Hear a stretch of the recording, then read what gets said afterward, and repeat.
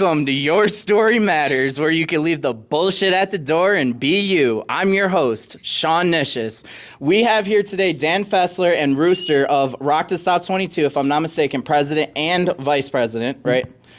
So let's introduce you guys. What you guys doing? How's it going? How you feeling? Not too bad. Feeling good. Thanks for having us. We appreciate that. How about you, Rooster? What you been up to? Getting fat. Oh my gosh, I'm super excited to start doing this, and this is the very, very first episode of Your Story Matters. And the whole reason I'm doing this is to bring out people's stories and show that we have a sense of the people we are and how we move through life and understand the purpose we have in life. And my excitement's killing me right now, but that's fine. But Rock to Stop 22, what you guys do with veteran suicide awareness and prevention is why I love this, you know, and tell me a little bit about Rock to Stop 22 and what you guys have planned and what's going on. Yeah. So Rock to Stop 22 is a private foundation dedicated to ending veteran suicide and bringing awareness to the battles of mental health related issues in our veterans community. We started about 9 years ago. Our big push is to talk about things that need to be talked about, doing peer support, being there, being the boots on the ground, helping people out right when they need help, getting them connected to other community services. As we've developed and learned, we've learned that taking burdens off of people is a big help. So we do a lot of bill pays. You know, we help through getting guys through sober living, getting their families Christmas presents. We've done food drives, coat drives, and then our annual rock festival, which is where the Rock to Stop comes from, is done every year in August. It started 9 years ago. This will be our 9th year this year. It started with one band up at a little bar. We didn't have a name for it or anything like that. And a straggler said, "Can we play?" Yep. And then we drew up Angela was nice enough to draw up the logo, the Rock to Stop logo on a back of a receipt while we were driving somewhere to help a veteran. That became our logo. And then we've blossomed into where we have 2-day music festival in Wisconsin, 10 to 14 bands depending on the year and who's playing. Just turns into sort of that's our fundraiser, our one yearly fundraiser. And that gets us through doing all the other stuff that we need to do. Awesome. So going on to talking about your very, very, very first event, going through the steps to getting all that type of stuff done and pushing it out. I don't know if you did a flyer or not, but what was it like? What was the feeling like, and what did that mean to you to start doing that? Total chaos. Talk to me about that chaos. I want to hear. Well, I mean, we had the planning and everything, but we thought we had everything planned out, you know. And the like I said, the very first one, like Dan said, we had one band, right, that we talked to and we actually booked.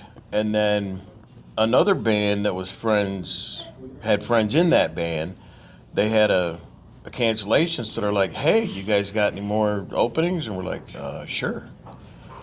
So we ended up with 2 bands, and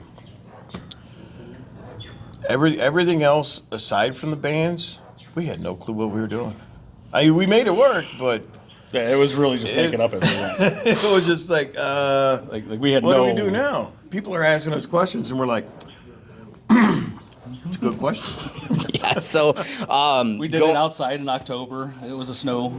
Snow hit. So we had to a move it snow hit. inside. Oh Yeah. my gosh, that's crazy.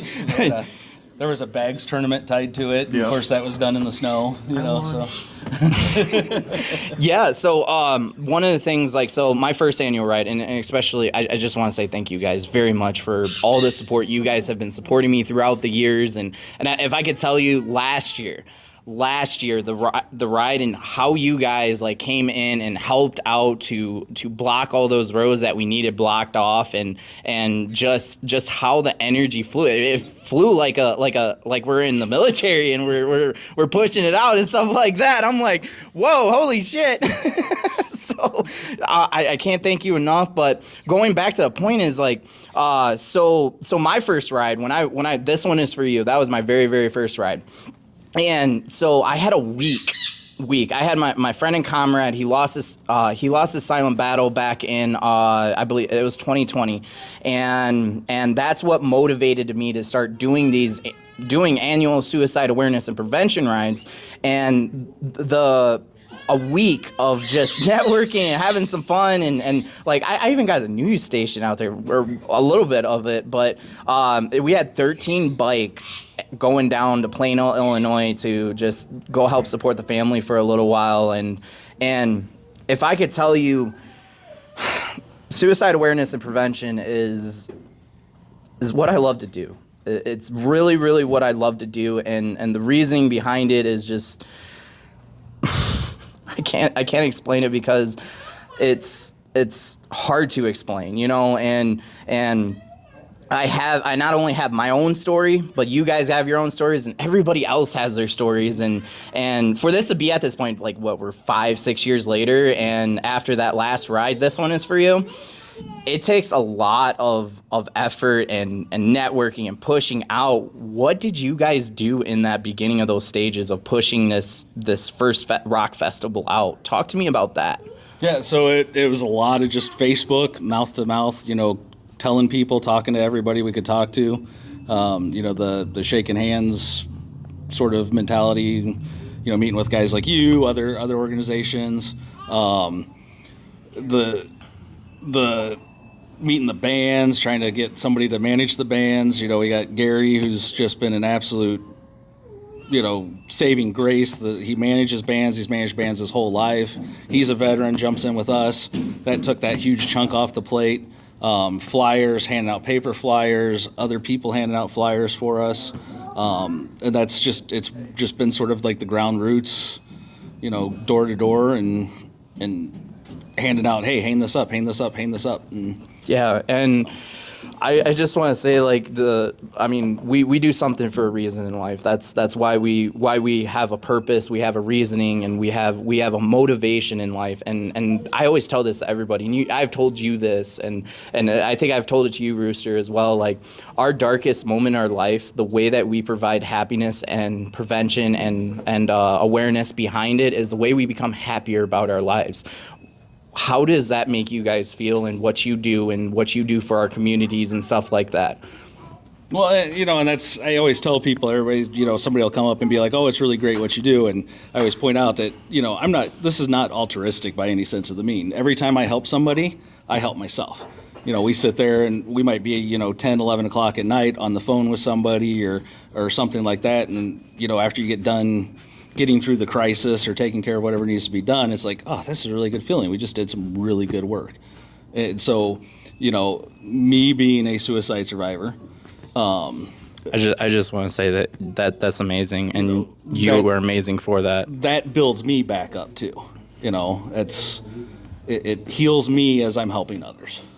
Exactly, and I mean, just going to a part of my life and part of my story is why I have so much motivation, why I care about this, and why I love this is because after my second ride, Never Forget the Fallen, and I think I reached out to you before with that ride as well. I don't know. I think it was maybe the We Are in This Together ride.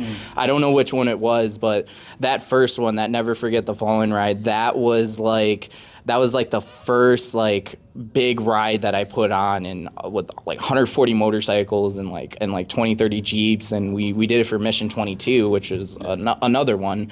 And if I could say the amount of just energy, it took me a month and a half to put that ride together. A month and a half, and I had like over like 30, 40 sponsors, and it was so crazy going up to that moment in my life where that was breaking me. Actually, it was breaking me, and there was a portion in that ride where I was like, what the hell is going on? Like I had this inner feeling that was just like, you know, screwing me up, and I didn't understand it. I didn't know what it was until after the ride. And so after the ride, Never Forget the Fallen, 5 days later, I came out about November of 2019. I came close to to losing my silent battle. And if I could tell you like just what that means to me, what I always have told you guys is your darkest moment in your life, that's the way you provide awareness and prevention behind it, is the way you become happier about your life. That's what I've done. That's what I've accomplished, and just that is the biggest thing in life, is just understanding where you've messed. Like it's not a bad thing. This thing is a you versus you situation. That's what saved me that night. That's why I'm here today. That's why I'm here. That's why I'm doing what I'm doing right now, is because my grandpa, he passed away one day after his 80th birthday of cancer. And it's the things in life that show us who we are and what we are, that we get through those moments in our life that are down.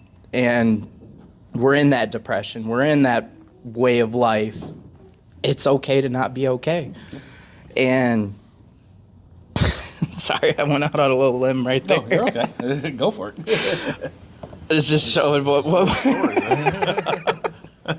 You're gonna have to tell your story at some point. I know, right?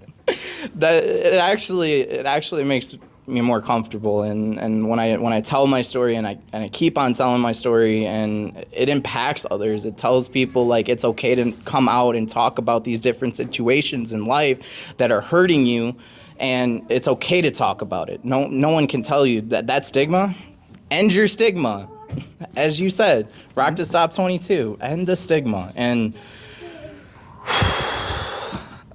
well, I think that's the key, is that, we've developed, and I always talk, and I like to bring up is, hey, Rooster, I got a cold today. I'm not feeling the best, or call your work and say, hey, I've come down with the flu. I'm not going to make it to work.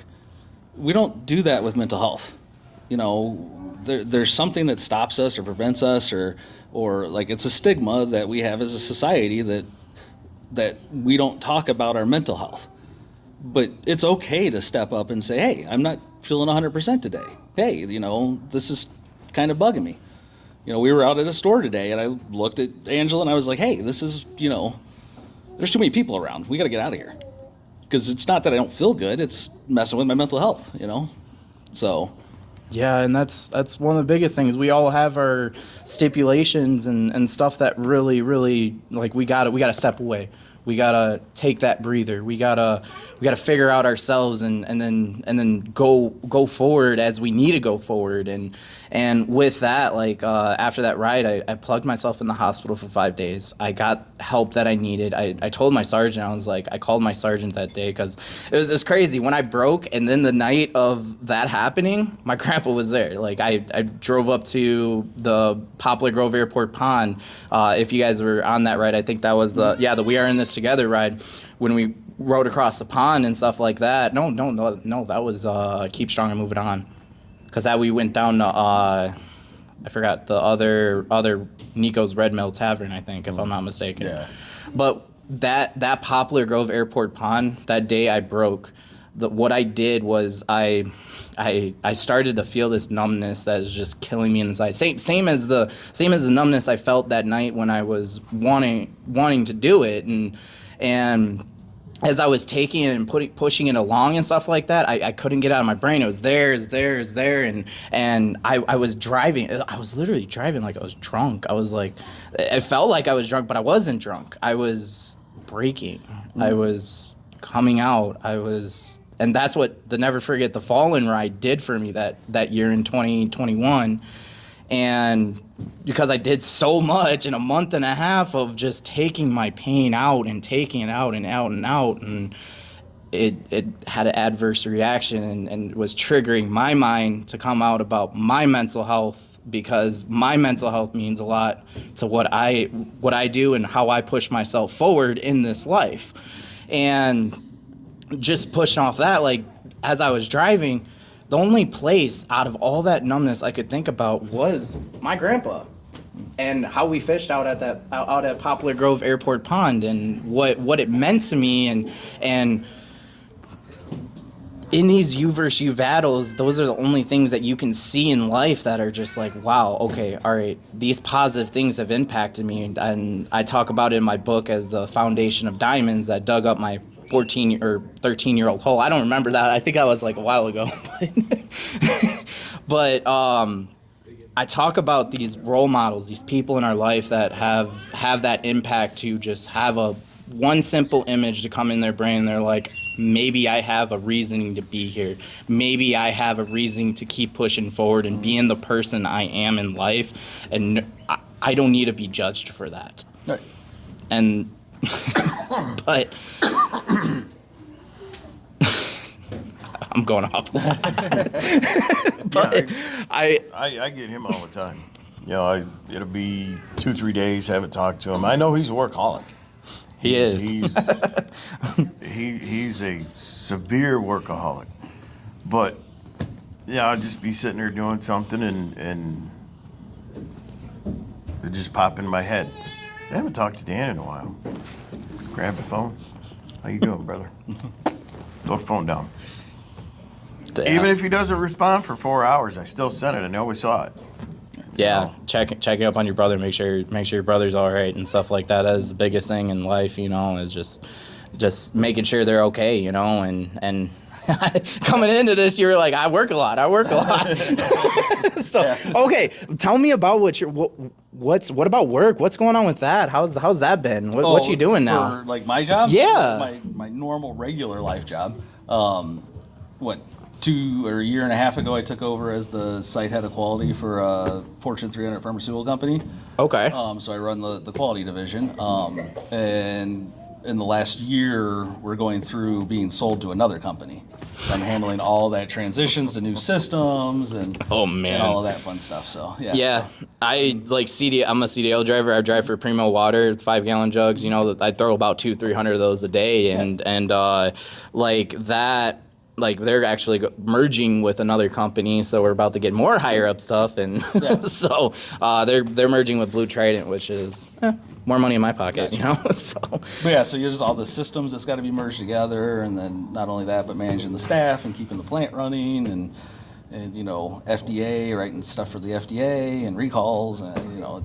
Yeah, sounds a lot of work, and I could only imagine. I mean, as you move up and keep on moving up in this life, that things get harder and harder. But there's that point where you gotta say, hey, okay, all right, what's going on? What maybe let's go different paths. Maybe you never know. Yep. You never know on your life. You know, you got I just started working, like I was like doing independent contracting work and stuff like that up until like 2023, and I decided to like try out PepsiCo, and I went to Pepsi. I did a delivery driver there. It was nice, and then last year I was like, okay, let's move up a step further. I have never driven a Class B truck in my life before, so let's see what I can do. Let's see how I can do this. I decided to apply for that, got that job, and now you always got to move up in life and keep on moving and moving and moving, and life doesn't stop. We have this time clock. Okay. We have this time clock. We need to live in the moment and what we have in our future, and figure out where we're going, and be the person we are to keep that in a path, in a journey, you know, and yeah. Yep, it's always changing. I'm happy for you. That's amazing. Like quality control and over 5 divisions, right? Or five. All of them. The whole plant is. Oh, the whole plant. So you manage all. Oh my gosh, I couldn't only imagine. Yep. But so going a little bit into more of sorry, getting a little bit off the subject, but yeah, that is true. That is true. It is all related to stress, and that's what I gotta tell is, slow down. You gotta always sometimes slow down. No, you can't slow down. It's Oh yeah. You gotta. Sometimes you slow down, you get stuck in the mud. Yeah, the Rolling Stone doesn't gather any moss, right? Isn't that what they say? I think so. I've that's been a while, so I think I'm only 27, so I just turned 27 actually Friday. Can you believe that? You're still just a little. I'm a little young buck, so I have a lot of new control and stuff like that. I gotta figure out. 45 this year, so this is my colonoscopy year. Oh, I haven't even thought about a colonoscopy yet. Like, oh yay, this is the year. They got good drugs now. You'll be fine. But So- they do wake you up when they find something and say, hey, look at this. And you're like, what? What? So talk to me about your military experience. Talk to me what started it for you? Why'd you get in the military? I believe you're Army, right? Yeah. Why'd you get in the Army? What was the reason behind getting in the Army? What at that time? So, like, when I was a kid, I guess, I saw, like, my parents put my sister through college, and I saw kind of, like, the struggle that they had paying for her college and stuff like that. So, honestly, I joined to pay for my college. That was my initial reason. Same to here. join. It sounds all hoo-ah, and that's why I joined. So who was it?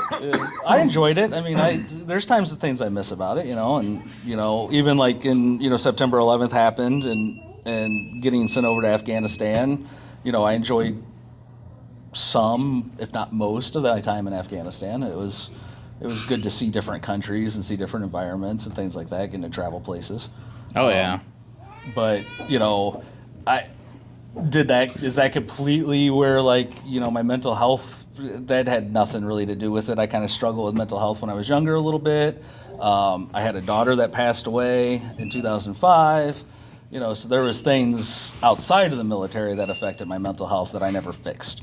Yeah, it seems like those sometimes are the outside things. Because I'm gonna be straight up with you.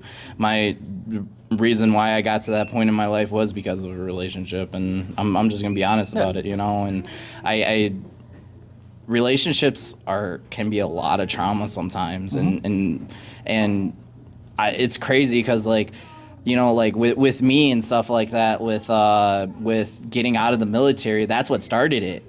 That's what started, because that day I broke. And this is going with the healthcare system and stuff like that. It's just so crazy.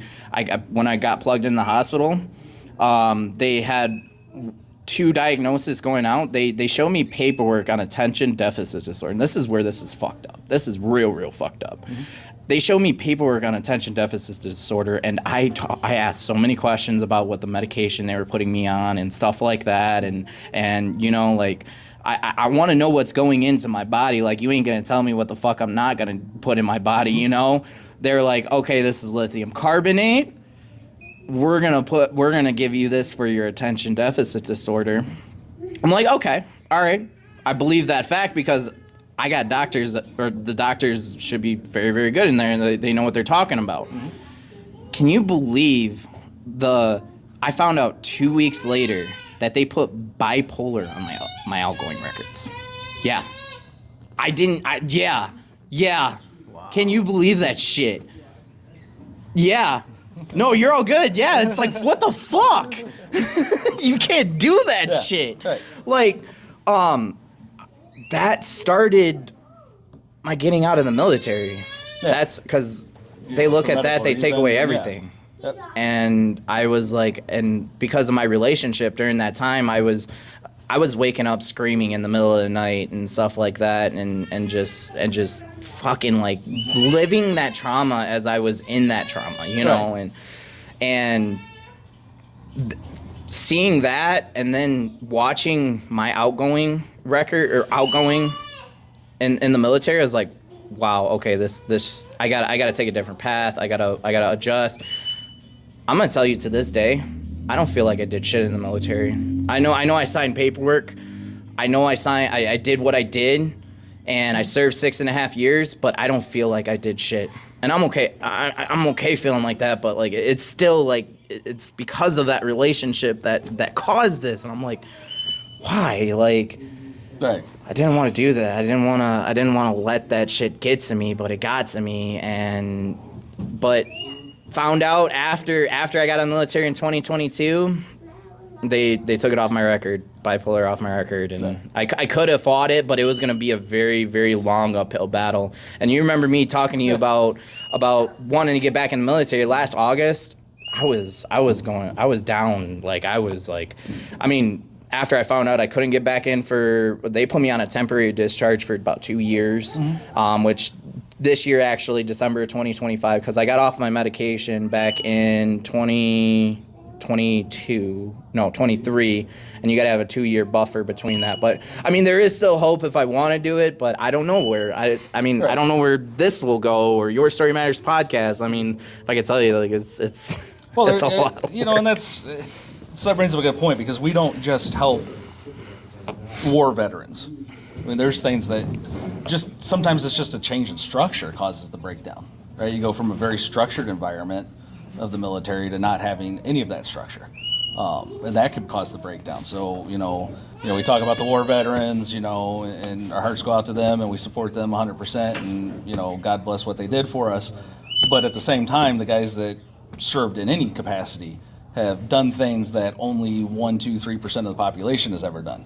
Exactly. So those guys need help too for different things that happen. I mean, there's training accidents. There's the young kids. Yeah.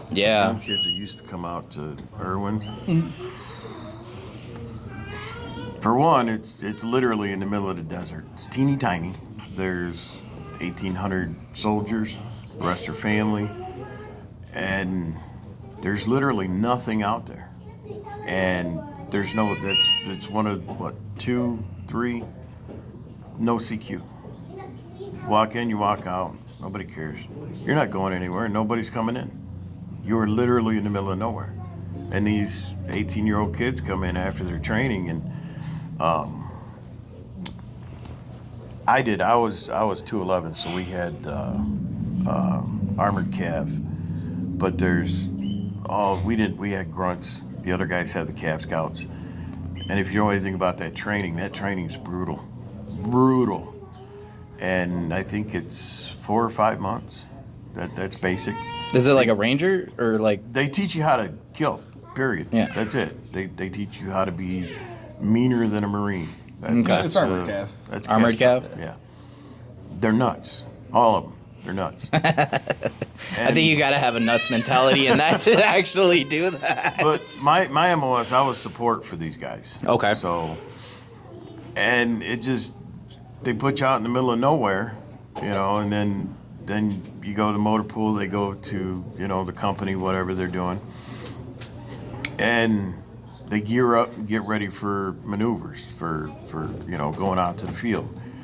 And that's all we do every month, over and over and over, is reenact a battle that happened. And the reason they do that is, how can we change the outcome of that? That's it.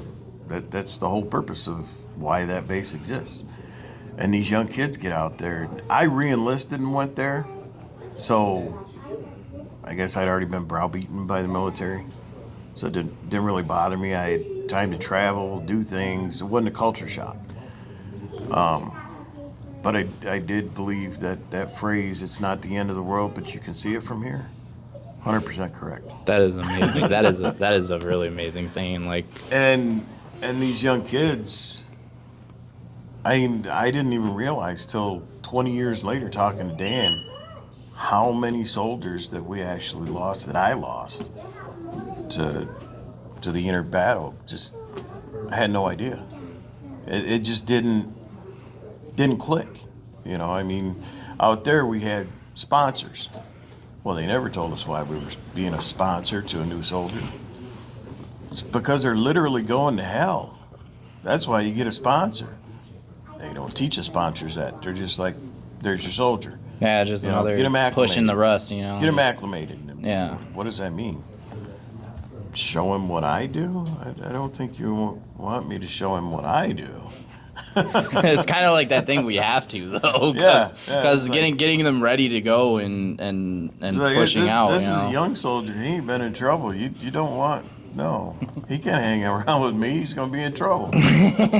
Hey, I mean, you got to always learn off wisdom, and that's how these kids learn and are able to get through this type of training and stuff like that, is learn how you did it or someone else did it. Where I was at a hardship discharge. I mean, we won't go into any particulars there, but it was a hardship discharge, and the whole thing was brutal. I mean, work was brutal. Even like in the wintertime, you're frozen, you know, worried that you're gonna get frostbite, and then the sun comes up over the top of the building, and now you're in your underwear because it's so hot in less than 5 minutes. You know, it's horrible. Everything is brutal, including the way we had fun. Talk to me about that. What about the fun? I want to hear the fun. I want to hear the fun. Take the mic away now. I'm gonna go this direction with the microphone.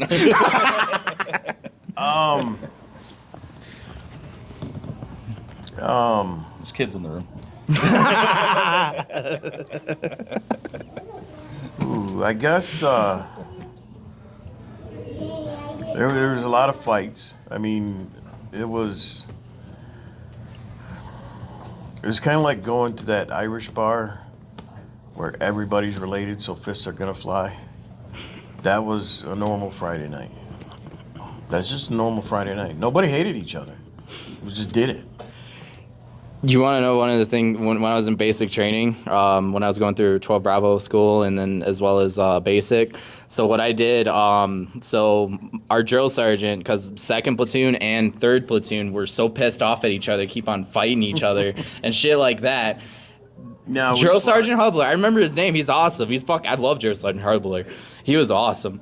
But what he did is he brought both fucking platoons down to the area where we're at. Put us like Spartan style like here's a group of people right here. Here's a group of people right here. Now fucking fight. Right in the middle of the whole fucking Fort Leonard Wood. Oh, just everybody was beating each other the fuck up. It was so funny. It was like I didn't have any beef with anybody around that time, so I didn't get any fights. But everybody else though, they were beating some ass. We would go to the enlisted club, and our barracks were here. The enlisted club was here, and they had these amazing condos in between. And that's ADA. It's Air Defense Artillery. Spoiled rotten little brats.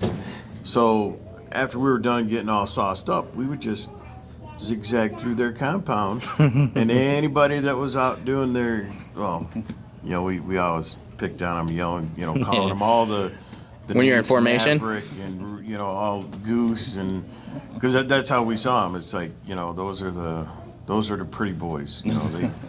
So we go through there and pick on them and start fights, and you know, by the time that was done, it's time to go to bed. So talk to me about so your name's Rooster. Where does Rooster come from? Or like I don't even know is that your real name? Or? No. No, I have a name that is it alias? Off the alias? Or how do you say that? I don't know. my alias? Name not yeah. No, my name was Brutal going through the military. Okay. You remember Jody cadences, right? Probably late enough to not have remembered those. Maybe I don't. I didn't. Jody's got your girl and gone. Jody's got Yeah, your girl, yeah. Okay, yeah, I remember. It has to like once I hear it, I'm like, okay, all right. Major Pain. Okay, I think it's been a while. It's been a there you while. go. So his name's Jody Payne. Oh, it's So Your name's Jody Payne. Yeah. So. What? Yeah. Did you get picked on in basic with that? First drill sergeant that saw that first LES I got, and he looked down at that. His eyes got big. He's like, drill sergeant, come here. And he's walking over. He goes, no, go get them all. It was, yeah, I was like, oh boy, here we go. It's these memories that we just have so much fun with. It's like what the fuck? Like it's called embracing the suck. And absolutely. embracing the suck and like God, like me when I was going through basic training, like it was a new experience for me. I mean, I think I was 17 at the time. I'm not 100% sure, but you know, I was 17. I went into the military because of my grandpa. My grandpa was my biggest role model in life, the biggest person I have in life that really had the impact on me. That was like he was a staff sergeant in the Korean War, and I looked up to that man every single day, and that's why I went into the military, is because of him. And I was like, some of the shit that you see in basic training, it's so fucking crazy. Here's a good one. There's a guy that he was just pissing off the whole platoon, whole fucking platoon. It was so funny. Of course, you raise your hand. You know what we did? What everybody did to him? We put Tiger Balm on his pillow, and took his mattress in the shower and fucking turned all the showers on. Well, I wasn't the guy that caused problems that everybody hated. Everybody would, because we would cycle drill sergeants, and one of our drill sergeants, regular drill sergeant, whatever. Our other drill sergeant hated me. And of course, I very soon reciprocated that. And it was one of those deals where everything was fine and the whole platoon was fine if he stayed away from me. Because it got to the point where it's like, I don't see your uniform. I don't see your rank. I don't respect you as a person. Don't come over here. And he would just keep doing it. Keep doing it. And I guess that was like my first conflict in the military. He lost out on it, though. I mean, he's the one that got in trouble for it. How to fuck over your drill sergeant here? I got some counseling over that. It's like, we know what happened, but just try not to do that again. I remember watching one of our drill sergeants got smoked by the company commander because those are the best. The cadence ended with an inappropriate term for a child that's born with drug addiction. Wow, that was the last. Like, everybody yelled it at the top of their lungs. It's like 3 o'clock in the morning too. On top of it, Jesus. And apparently the company commander had just adopted her daughter, who was from that situation. Oh no! Yeah, so it went real downhill real quick. We wwere all in formation, and she was smoking the drill sergeant. Oh my god! Wow. Yeah, so that was fun. That's crazy. What's the fun experiences you've had in basic that you're just like, what the fuck? Standing in burned out holes. Yeah, the Ukraine. What was your MOS actually? 31 Charlie. Okay. 31 uniform. So it was camo. I was a camo guy. I didn't do so well with camo. For basic I remember coming out of the gas chamber and the guy in front of me puking right down the front of the drill sergeant. That was a good time. I had a PBJ before I went into and milk. So it was bad. So it's funny is when I was in the National Guard, we come back and when we're ETSing to Afghanistan, we go through Fort McCoy, Wisconsin, and we had to have mask confidence for your gas mask, right? Okay. And so we have a gas chamber, but you don't have to take a gas mask off. Leave it on, you just walk through, make sure your mop suit works and all that good stuff, right? Just getting you more acquainted with your equipment because it's been so long since you had to use stuff like that. And we had a Marine firefighting unit that was going over with us at the time. And we were a headquarters unit, we were a liaison team, so we kind of orchestrated and made sure like different units from different countries were operating in the same area of operations without, friendly fire incidents, things like that. And we get in there, the Marines had gone through and they didn't take their masks off. Well, we all get in there and we're like, hell, let's take our masks off. We take our masks off and, we have ladies in our unit and we're doing like push-ups in the gas chamber. And we come out and we're all snotting up and all the full active duty Marines just see this National Guard headquarters unit go through without their masks on. So they all whip their masks off and go running back into the gas chamber. Like, we got to do this too. Yeah, we had Sounds like a frat boy party. We had 4 platoons in our, I guess, our unit basic. And we had this one kid, his name was Pagan, I still remember that. big dude. I mean, he was a kid. He was like 18, 19 years old, but big.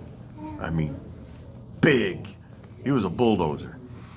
And I think he was from Philadelphia or something like that. I think he was from one of the steel cities. And they had our platoon and the one down the hall, because they were, trying to rush us through. So they had both of us in there, and have us walk around in a circle, and get all,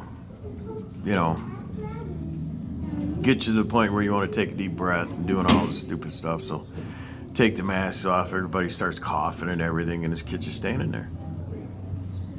And drill sergeant comes up to him, starts yelling at him. He's like, "I said don't hold your breath." And he's like, "I'm not." He's like, "Well, okay, so now I'm interested in this more than, So we go outside. He just walks outside. Nothing. Walks over by a tree, leans on the tree, and everybody's staring at him. Like, what is wrong with you? They're like, "No, go back in." So as he's going back in, drill sergeant snatches his mask away from him.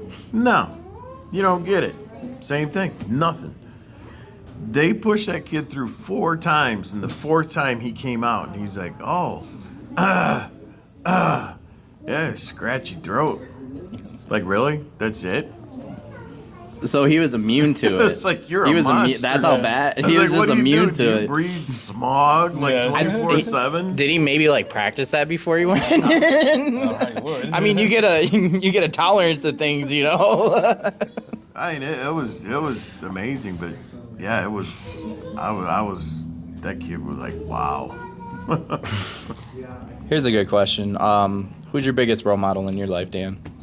In my life, probably my dad. Why is that? My dad. Just kind of the same mentality. He was super hardworking, always pushing. Was big on community service, even as a kid. Taught me to, do community service acts, do acts of kindness. Always taught me to leave everything better than I found it. That's kind of where my mentality grew from. So. That's really good. What about you, Rooster? Don't have one. Don't have one. Very chill. My grandfather. My grandpa. He was my best friend. Died when I was in the 6th grade. I mean, that was some trauma that kind of hung on for quite a while. Didn't really have a relationship with my dad. He's 80 now, and I still don't really. I don't know. I mean, there's no. It's an interesting question. You gotta always think about those. Everybody says, "Well, this is my role model. That's my role model." I don't. Everybody's human, and I get that stuck in my head. It's like, well, he's a good role model. How is he a good role model? I mean, there's what do the Japanese call it? Can't remember. When they're out in public, they show one persona. But then when they're in private with family, they show another. Two sides of the story. We just, here in Western culture, we just don't have a word for it. It's just not something we, it's like, I mean, whatever. We call it manners, being polite, But just like with actors in Hollywood, or there's a bunch of them, I wouldn't pee on them if they were burning. But on screen, oh man, they're awesome. They're amazing, So it's just that everybody's human, so I can't put someone, you know what I mean? I just can't. Would like to add on to that. And I didn't have. I mean, I was so young when my grandpa died. He was like my best friend. And I was so young. It's just. Yeah, and sometimes in life we put on these two types of faces, and we got sometimes 3 or 4. It depends on where you're at in your life, and especially when you look at a person, you're like. You can tell sometimes when they're depressed, when they're not in the right mentality, and you go up and say, how you doing, what you doing, how's everything going. Here's a really good one that I could remember that I did. It was the not Ho Chunk, is it Ho Chunk Casino in Madison, if I'm not mistaken? Yeah, I think it's Ho Chunk. Yeah. Or no, Black Hills. Yeah, Black Hills. I think it was the Black Hills one. I was in a relationship at that time, and we were at that place, and this guy named Richard, 96 years old, I think. He was 96 years old, and he lost his wife a long time ago, and all he does is just go to the casino and stuff like that, and just has fun with his money that he has, and I talked to him. He's a veteran. He served. And what I did was we seen that, and we asked him, like, how you doing, man? Are you okay? Thank you for your service. Because I always when I see that hat, I automatically assume, like, I need to go say thank you. I think it's a respectful thing when I always look up to our veterans and stuff like that, because I always look up to them. They mean the world to me, because, like, not especially serving, but seeing the people in my life with my dad and my grandpa and everybody else, I just gotta help him out, and with that, like, he broke down right in the middle of the parking lot. Like, he was hurt, man, and we were kind of just like at the time, like, hey, man, let's go out for lunch and talk. Guys, they've held their stories in for decades. Yeah. Decades. Yeah. And only now they run into people like us that are like, no, it's okay, let it out.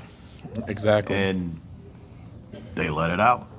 Yeah, we had an amazing conversation that we took them out for lunch. They've been waiting literally most of their life to let that story out. Yeah, we had the opportunity to bring in and escort in the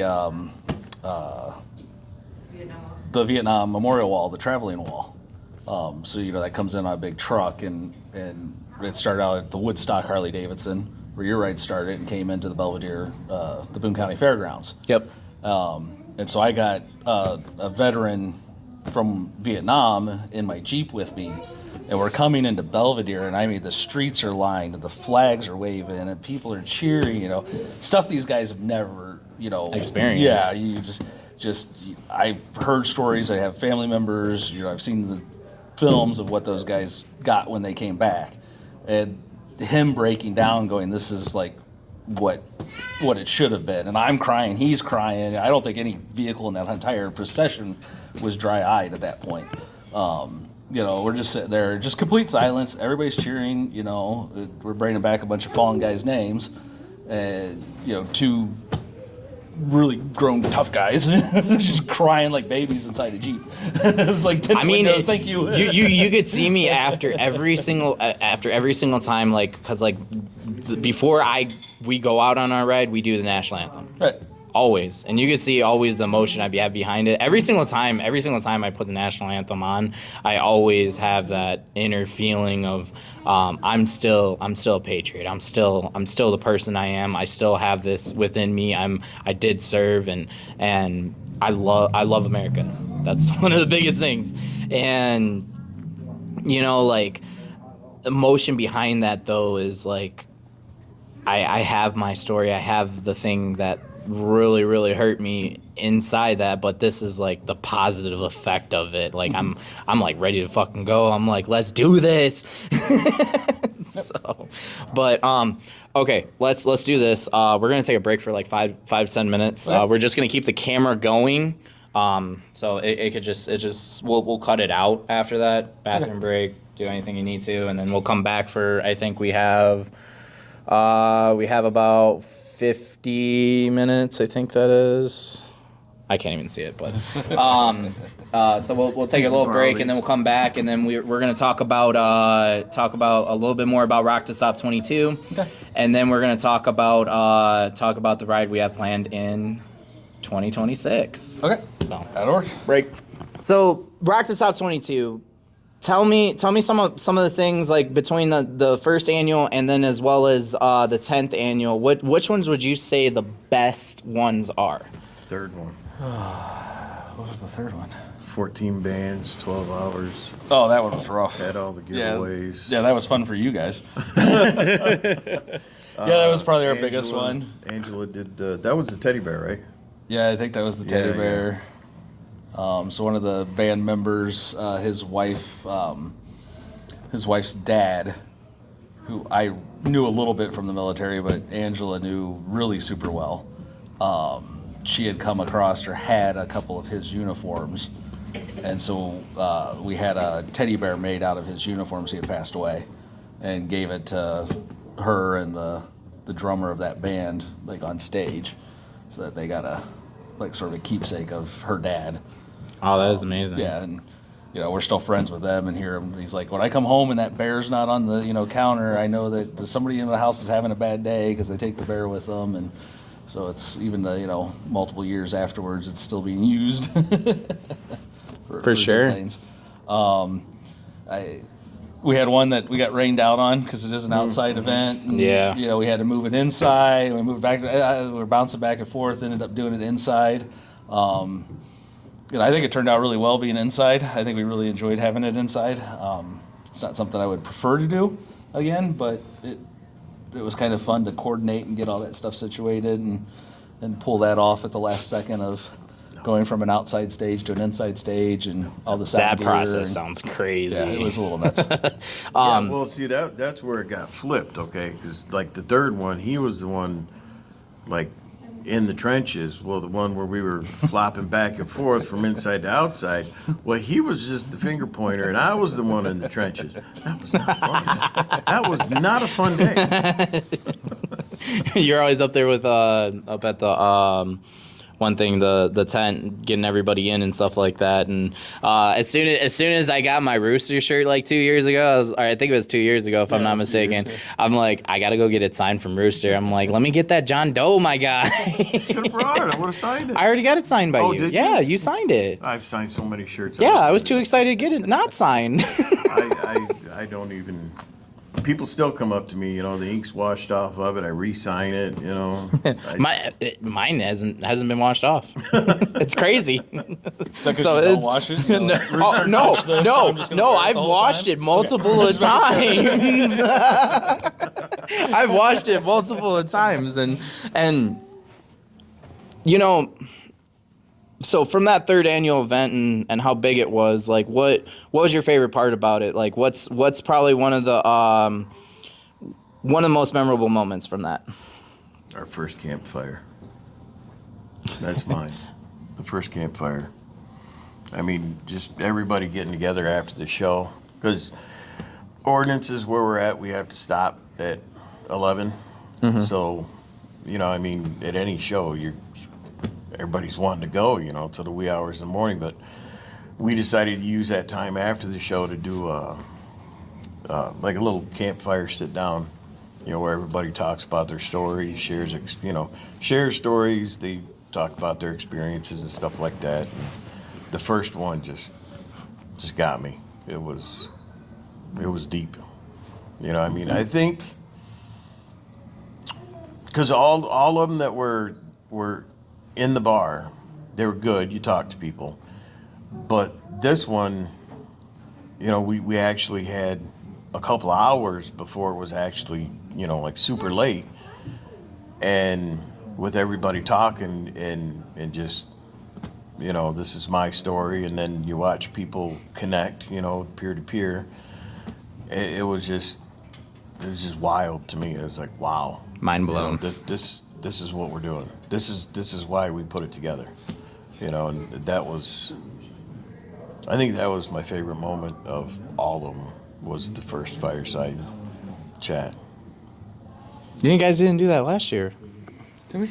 It's loose. Moves around. It's loose now. It's loose. Yeah. Sometimes we do other stuff, like this last year we did the missing man roll call for the person who owns the campgrounds. His dad had passed away. Yeah. And so I remember that. We did that this year. That was fun. We took a moment of silence for that. Yeah. One year we do the flag retirement ceremonies where we have flags that have gotten damaged and do that. So we kind of do a couple different things that we roll through.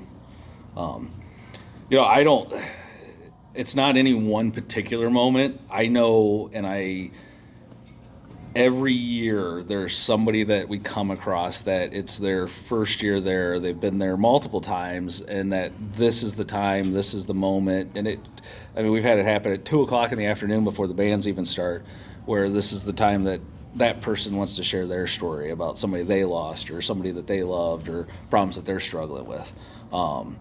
It no matter how stressful the day is, because it is a big event, there's a lot of planning, there's a lot of moving pieces, and then all of a sudden you're pulled into that personal peer-to-peer moment where you and that person are connecting through that story. And That's you're what helping impacts. them, you're helping yourself, and you end up like, hugging and you're crying, and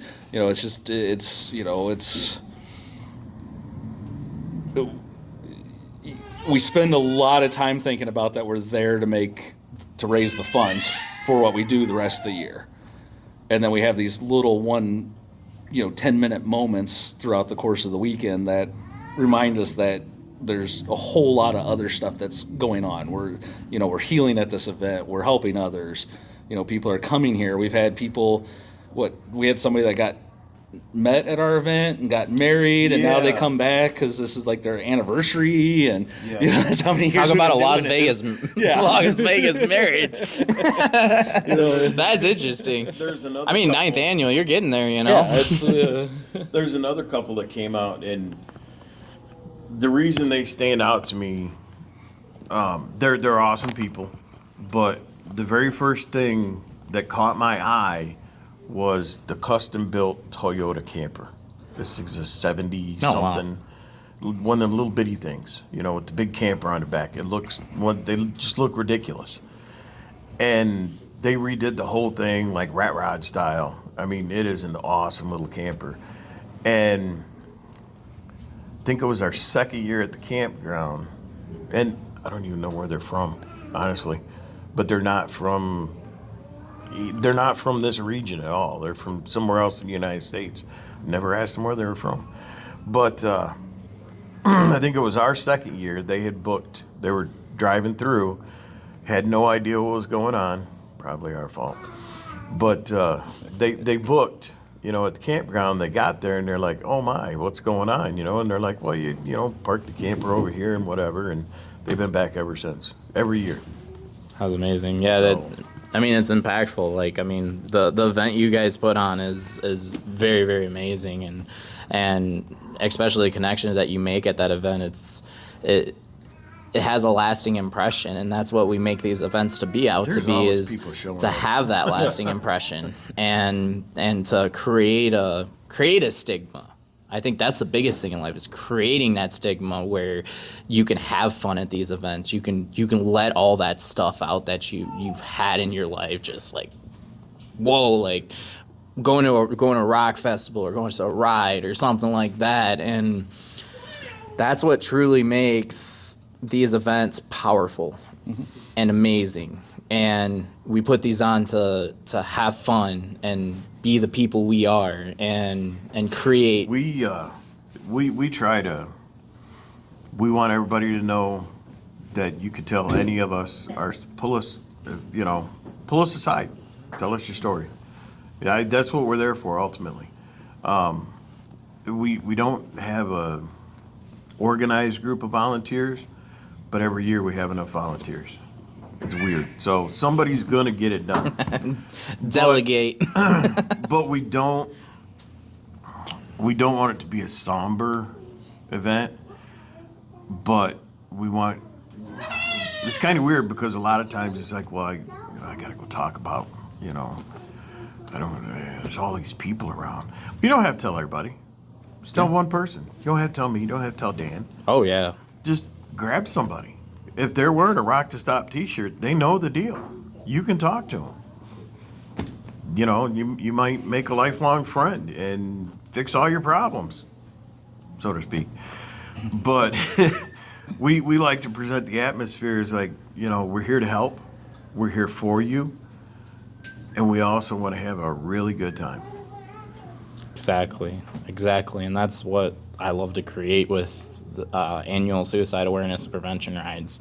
And what impacted you guys the most when you guys were at my first one, or the way I put it together, and what impacted you and like, this is awesome, I love it, like, what was great about it, like, what is your memories from my ride that you guys loved? So the last one with the national anthem, the way you did the national anthem was really cool. I like that. Right there, Yep. right then and there, and just simple. I liked the whole thing. I enjoyed all of it, all the way. It was even nice getting rained on at the end of it too. it was a little warm that day. Not gonna I lie. was so worried because that ride, oh my gosh, like, It was we didn't have that toasty. many riders because of the rain. Yeah. So I could say that event was the most chillest event I've had so far, I would say.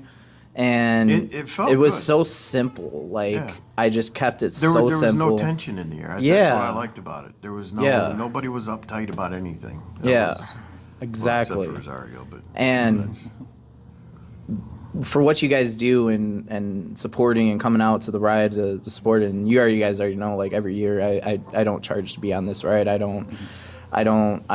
make the ride for free because I feel like I want to make something that's like a impression on someone, to say, like, maybe this might get them out of it, maybe this might help them out to, go on the ride, let go of everything that you've had in your life that's been really, really downing you and getting you to those points of this, or even people, as well as like what is it called, people that have passed away in your life because of it. Those impact you.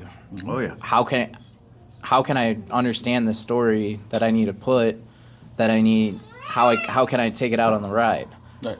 And that's what I want everybody to understand, is these rides are to release and have fun and be the person you are, because at the end of the day, it's you versus you.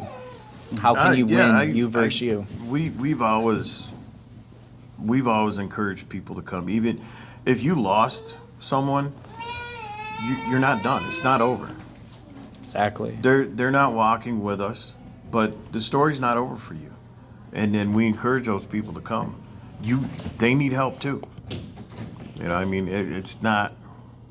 A lot of people, they're like, well, I lost somebody and it sucks, but there's nobody. Yeah, there is. Yeah, come on out. I mean, unfortunately, you lost your loved one, but you can be a support for someone else. How can you turn it into a positive experience? That's Yeah. what I ask all the time. How can you turn it into a positive experience? It's not a situation. I mean, when you're going through the battle, a lot of times it's you going through that battle. Mm-hmm. If you lose that battle, now that battle's passed on to everyone that was in your circle. Exactly.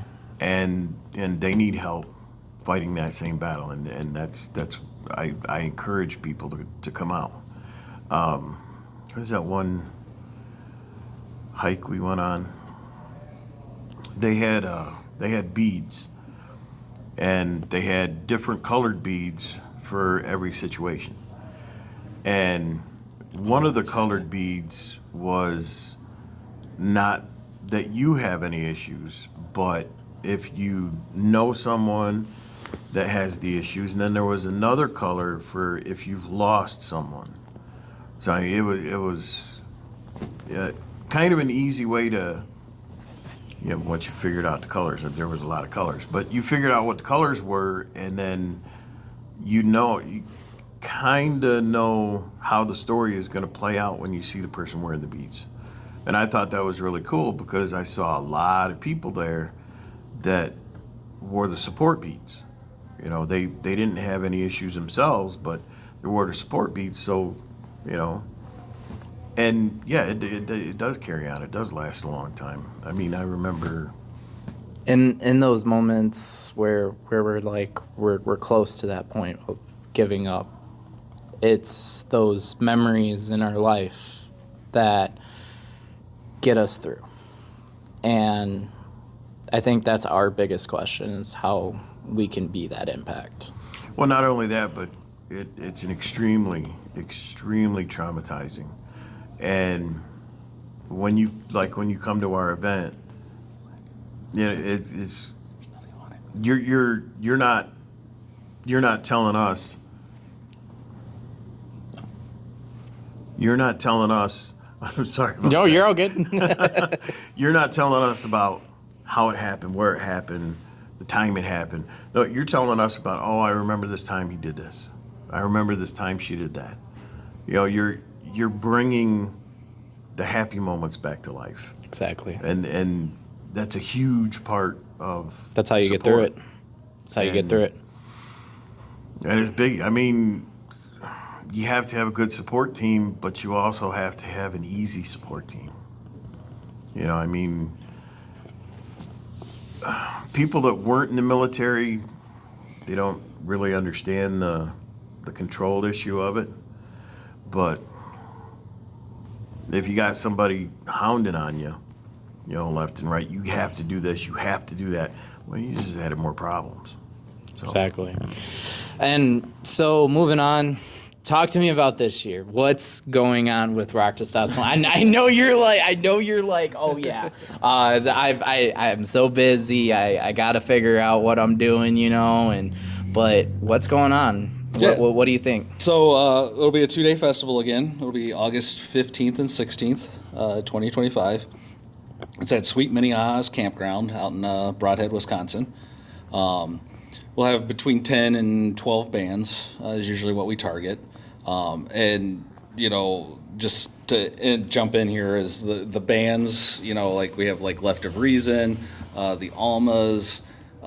There's so many bands that have supported us for so long, and they donate their time. So if you see us post, if you can't make it, go on to Spotify, listen to the bands, help the bands out because they're doing this. They volunteer to help us and push us. We've seen the Almas play at places like we're at here, and they've brought us up on stage. Are we going to have the Spotify list? Yeah, we'll have a Spotify list. Usually we have a playlist for it once we get the band set. We'll do, there's tubing at the campgrounds. I recommend if you want to camp that you start booking your campsites now. You got to go through the campgrounds for any of the camping. Don't contact us. We can't help you with the camping. It's got to be through the campgrounds. Sweet Minnehaha. Yeah. So just follow us on our Facebook page, and we have an event posted. Right now, a lot of stuff's to be determined because as we get the bands, we'll start announcing them. There'll be flyers and so on and so forth. We also are always looking for sponsors to help us put on the event. So we are what I call a true charity, not taking anything away from anybody else, but everything that we make at the event goes back to help the veterans. It doesn't come into our organization to recoup costs for putting on the show. All of the costs to put on the show come out of my pocket, come out of our volunteers' pockets, or come out of our sponsors. So anybody that wants to sponsor, please do so because there is, cost in sound and lights and things like that we have to cover. So Hear that, camera guy? I had to do that. That's my friend, long friend Andrew. We've known each other since we were like 7 years old, so he's still here throughout this day. So yeah, generally it's pretty much usually all rock music. It gets a little heavier as the weekend goes on. So Saturday night at 11 o'clock it'll be much a heavier band, whereas Fridays are usually more of the sort of the rockabilly type music. We have the usually we run from 6 to 11 o'clock. 5 to 11 o'clock is about the time frame. Recommend everybody gets there about 4 if they want to come. It's $10 per day, and that goes to the charity. Veterans and active duty and kids are always free. we're gonna have to figure out how we're gonna do this with this partnership coming up. Vendors. Yeah, we'll have vendors, we'll have food trucks. I'm always a vendor. It's you guys right. If you want to come out, set up a tent, peddle your wares and help spread the word, bring your fans. We don't charge. A lot of places they'll charge $35 and up for you to put your tent up. No, we don't do that. You just get with us, coordinate with us. We'll get you a spot.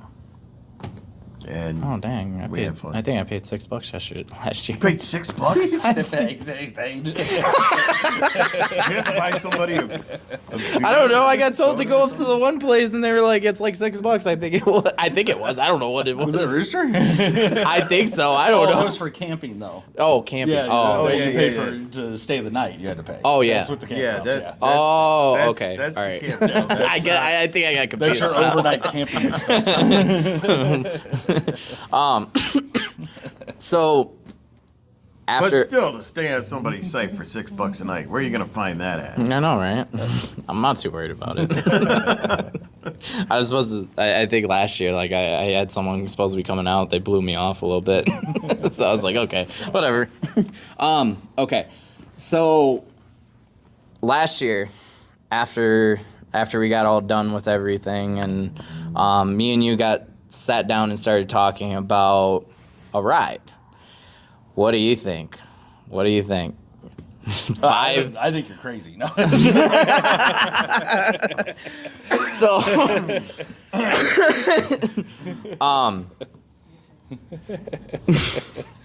I might be a little crazy for this one, but I mean, I view this as my three separate stages idea. There you go. So you finally got it. You finally got it. Yeah, so next year, 2026, which will be, what do we say, August 20th and Yeah, 21st, 22nd. 21st, 22nd. of 22nd would 2026. be 21 and 22nd, 21st and 22nd. Yeah. That'll be our 10-year Rock to Stop Music Festival. So that's going to be the big one. We're Yep. trying to do everything we can to make it as big as possible. I talked to you about putting together a ride. Yep. And you And went 2 steps further. and I can literally tell you next day, I called all 5 Harley Davidsons, and I'm like thinking like, I'm gonna put this ride together, and I'm like, okay, 5 different rides, 5 different Harley Davidsons, all in one day, with 2 state police escorts.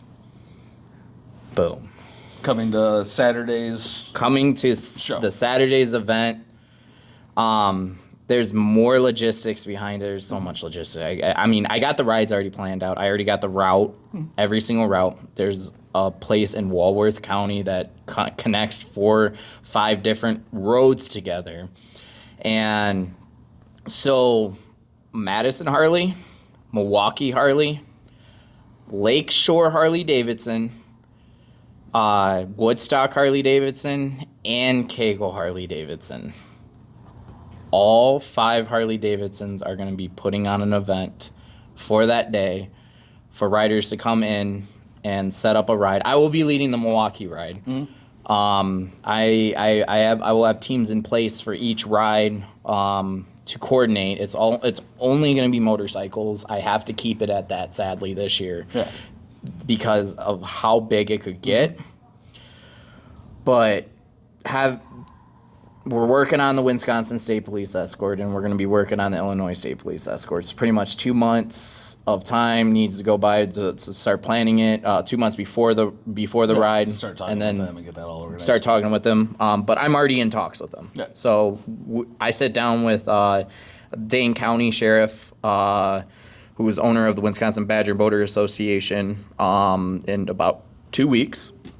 And we're going to go over his story and what he's done and stuff like that. And then I'm probably going to try to get Sergeant Zoke on as well, who I'm working with the state police. But there's going to be police escorts on 43, and then as well as 18 and 89, and I forgot what it was, but that's from Madison. Two or three rides have to stop for gas, so I gotta coordinate. I gotta coordinate that because it's about a 2-hour ride for Milwaukee and about a 2.5-hour ride for Lakeshore Harley. So those 2 are gonna be the most difficult. Just But make them all go to Milwaukee and then just go from there. well, I have to. I want to kind of make it like a cool, because I'm merging them. I'm merging them at that point, that 6 Corners Road there in Yeah, well, Walworth. That's like the headquarters, right? Just make them all merge there. Yeah, that's what I'm doing. Oh, I thought you were talking about Walworth County. I thought you were going somewhere. Yeah, Walworth County. We merged there on 14, and then we take 14 all the way to a side road, and then it goes into Edgerton, Evansville, and then down to Albany. Gotcha. If I could tell you how complex this shit is gonna be, but anything can be done with the right amount of energy and the right amount of focus, and I'm like super stoked to put this on with you, Dan, and I don't know where it's gonna go, but I feel like it's gonna be a huge impact that we need, and that's gonna we're gonna have a major insight on veteran suicide awareness and just or any type of suicide awareness, because we're both like that. I'm excited, you're excited.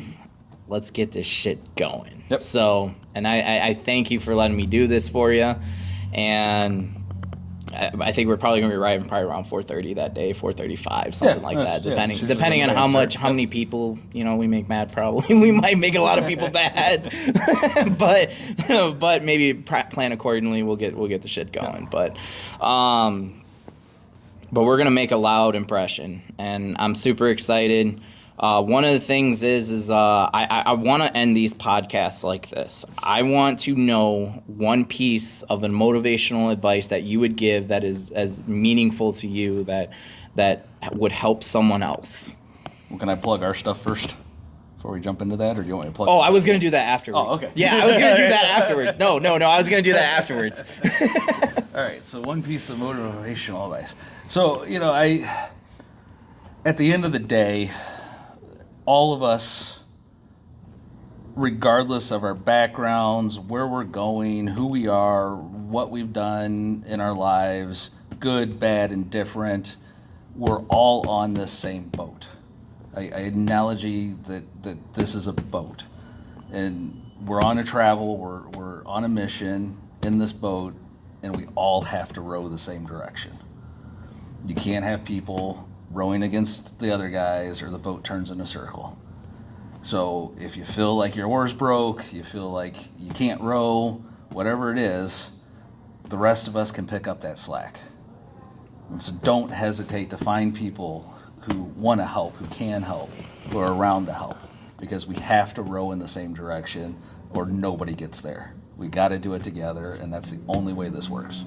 Whether Awesome. We're talking about stopping suicide or just being good, decent human beings, that's what we have to do. You know what that takes me back to? Row your boat gently down the stream. I had to. I'm sorry. It's the truth. It's like we live by that though. Like we look at it, it's like we hear that stuff in our childhood and we're like, wow, this stuff's finally making sense. So what about you, Rooster? What you got, man? Learn to love yourself. Can't say it any more strongly than that. I mean, it sounds cliche, it sounds dumb, but it's way easier to hate than it is to love. Exactly. And like you talked about a little bit earlier about relationships and stuff, you can't have a relationship with someone else unless you have one with yourself. That is true. And just, you gotta learn to love yourself. Exactly. And a lot of times that is the hardest thing that you will ever do. But once you do it, everything else is gravy. Exactly. And so thank you for that. That's good. That's very, very impactful. And so tell us about going on Rock to Stop 22, where can a veteran get help or anything that's associated with Rock to Stop 22? Yep. So our charter as a not-for-profit, we have to be licensed through the government for our 501c3. So we can help anyone financially that has an other than honorable or better level of discharge, and their families. I want to stress that, and their families. Wow. So if they need help, if their wife needs help, their kids need help, we jump in there too, and we can. If that's the financial side of things. There are things that we can do with anybody at any time. So we'll do peer-to-peer support. If you need somebody to talk to, we'll text you, talk to you, call you. One of us will jump on the phone with you, whatever we have to do. We'll do financial assistance, some limited financial assistance. We can help with some bill pays because, again, we got to take the stress off, right? Everything that can relieve a little bit of stress relieves a little bit of stress. Exactly. And starts making for a little bit of a better life. We've done sober living, like I said, will help with some of the housing and cost and offsetting some of that needs to be done. We have connections to community services, and I mean anywhere in the country I can find somebody. We have a event outreach person or outreach coordinator. She can get a hold of any county in this country and find somebody that's a clinical social worker or anything else that they need, and we'll get it done for you that way. She's kind of a badass, that guy. Is that Angela, right? Yeah, that's Angela. She's sitting over there like, I had to throw her title out there. She likes her title, so. Outreach coordinator, it's okay, that's a cool title. Self-proclaimed title, too. She made that one on her own, and it's stuck. I never thought of that. Those are big words. I would have never thought of that. So you can find us online, rocktostop22.org. So it's ROCK, the number 2, stop, the number 22.org. Our email addresses, there's ways to contact us. You can look us up on Facebook, message us on Facebook, Instagram. I think we're on all of the social medias. Maybe not Snapchat. I don't think any of us have Snapchat. But, I have Snapchat. Instagram, I wanted to get rid of that. Our phone numbers are on there. There's, like I said, you get to that website, you're going to be able to get a hold of us somehow. That's good. It comes right to my email address if you click the contact us button and sends it right to my phone. So We have more than just the national number. National number's on there, but we offer a lot more. Which is, I think it's like 988, right? yeah, that's probably the National first Suicide thing Awareness Line is 988. If it is an emergency and you are experiencing any sort of level of emergency situation, 911, 988, get that help. We will come in the backside and figure out the long-term stuff. But that emergency needs to go through them first. And there's no shame in getting a hold of and asking for help. None whatsoever. And a lot of times we just bullshit with you. It doesn't even That's feel the like, best way, though. That's the best way. It ends up being like this conversation. Was, where we're Exactly. just kind of hanging out and talking, and you may not even realize that we're actually helping you. Exactly. You know, it's crazy. Like I have the Rock to Stop 22. I think this is from 2 years ago, still on my wrist still. And you know, man, thank you for what you do and just the amazing work that you guys put together. And these events are very, very impactful. And I need you guys to know that. And moving forward, just keep at it. Keep motivated. Don't give up. And it's amazing, man. We got a story to tell. We got a story that's gonna be going throughout this time, and we have a lot of impact to do. So, year and a half of networking.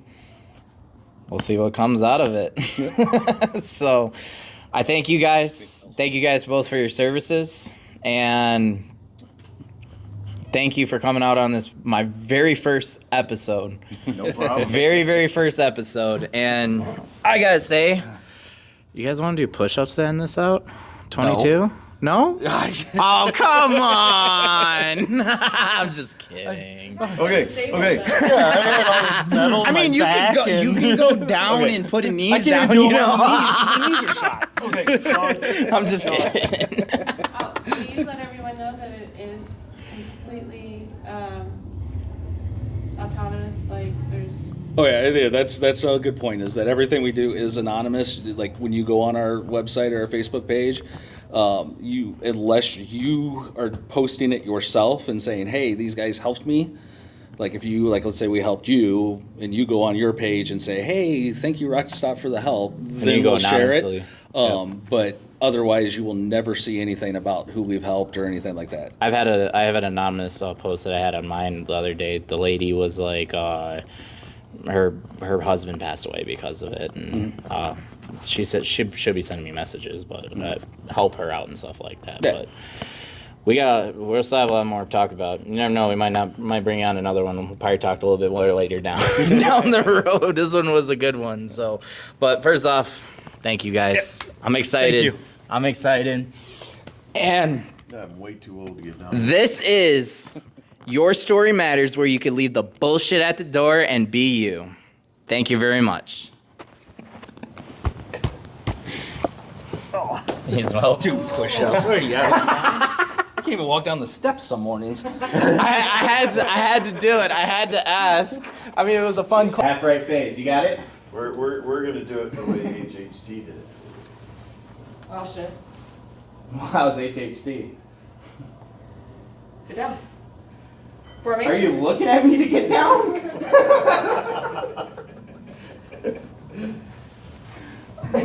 Ready? Don't go slow. You ready? You're gonna make me worn out, aren't you? You're gonna go on my count, right? All right. 1, 2, 3, 1. No. Wait, what? Oh, I see. Wait, you're messing me up. That's 4 though. No, that's 1. Oh no! Wait! I'm not ready for this. We're at 4, 5, 6, 7, 8, 9, 10, 11, 12, 13, 14, 15, 16, 17, 18, 19, 20. Give me 2 more. 21, 22. There you go. I'm